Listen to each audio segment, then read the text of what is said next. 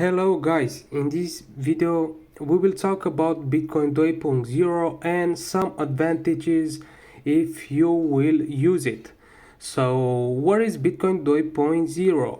Bitcoin 2.0 it's a cryptocurrency similar to Bitcoin but with a superior blockchain technology platform and nearly instant payment system allowing transactions as fast as Visa.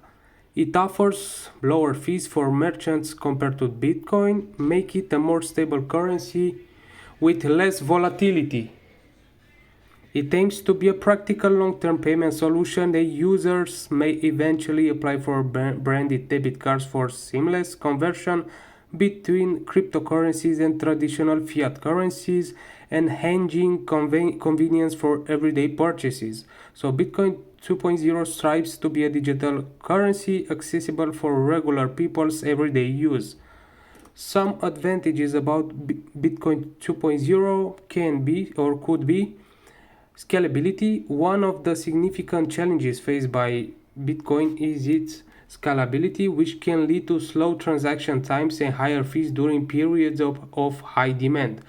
BTC 2.0 could potentially incorporate innovative scaling solutions to handle more transactions efficiently.